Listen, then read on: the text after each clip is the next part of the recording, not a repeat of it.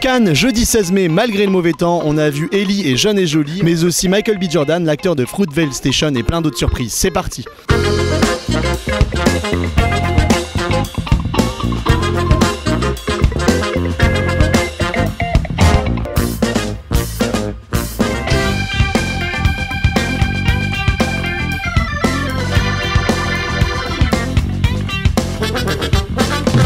Je trouve que l'analyse du personnage est très réussie.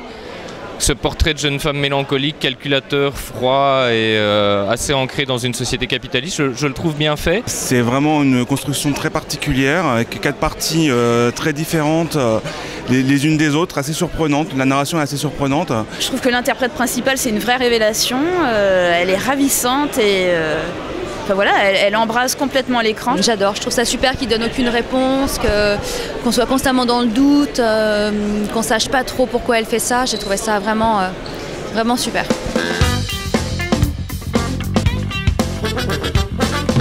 J'ai pensé que c'était un bon film, intéressant, qui nous met tout de suite dans le bain, parce que c'est vraiment un film, non pas de cinéphile, mais c'est un film, ouais, c'est un film de Cannes. Un film mexicain comme d'habitude, toujours très critique vis-à-vis du système et de la police. Ça dit quelque chose de ce pays qui est coincé entre l'Amérique du Nord, l'usine d'automobile, et l'Amérique du Sud qui essaie de faire remonter la dope jusqu'aux États-Unis. C'est un cinéma universel, mais qui n'est pas un cinéma pour tout le monde, quoi. C'est pas un cinéma œcuménique.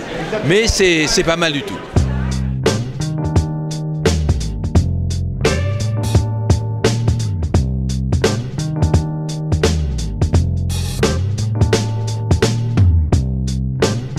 Each role, you hope to have a moment where you're completely checked out, and I've been fortunate enough to work on roles that really allowed me to do that. You know, on a television standpoint, and more recently in Fruitvale was the last time I had that feeling, and where I didn't. It wasn't me. It was Oscar. I'm having the time of my life, man. I've been here for 24 hours, and I'm like. You know, actors can be the biggest movie stars ever, but some people just never get a chance to come here, and I'm here. And I'm talking to you right now. Foreign press. I've dreamt about this.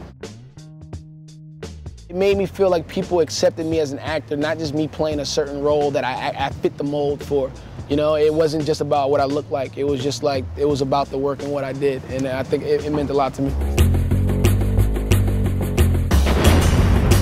Pour le premier clash de ce festival, nous allons confronter Alexandre Loss et Mathieu Cruc sur la question suivante. Avec The Bling Ring, Sofia Coppola a-t-elle encore quelque chose à dire?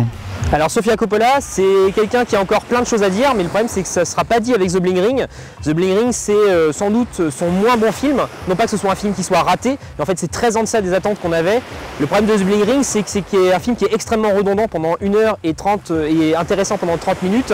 Donc finalement, il y a un rapport de force qui s'établit qui n'est pas forcément celui qu'on aurait voulu avoir. Elle est un peu dépassée par son sujet, elle n'avait pas grand chose à broder autour et finalement le regard il est un peu vain. Oui, Sofia Coppola a encore beaucoup de choses à dire. Il suffit de comparer Somewhere, un film assez plan-plan, assez mou, par rapport à The Bling Ring qui est vraiment excellent, avec un découpage beaucoup plus cut, beaucoup plus punchy, une BO beaucoup plus dynamique. Et ça, on en résulte quelque chose d'assez différent, même si les thèmes se rejoignent par rapport à la filmographie de Sofia Coppola, d'assez différent par rapport à tous ces autres films, peut-être un peu plus ado et moins hipster, un peu plus d'action, plus touchant par rapport aux personnages et aux actrices qui sont vraiment excellentes.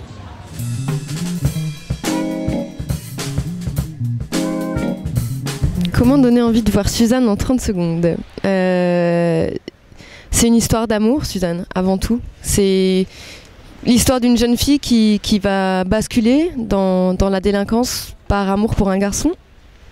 Et ça raconte comment elle vit cette histoire et en même temps comment la vivent les personnages qui sont le plus proches d'elle, c'est-à-dire son papa, sa sœur et son enfant, qu'elle a eu très jeune, un peu trop jeune, quand elle avait 17 ans. Donc on suit tous ces personnages et en même temps c'est vraiment elle, la colonne vertébrale du film. Et on les suit sur 25 ans. C'est un des paris forts du film, c'est que c'est quasiment une saga. En tout cas, ça commence, elle est petite, elle a 8 ans et ça termine, elle en a 32. Voilà. Et on les suit tous les quatre traverser tout un pan de leur vie.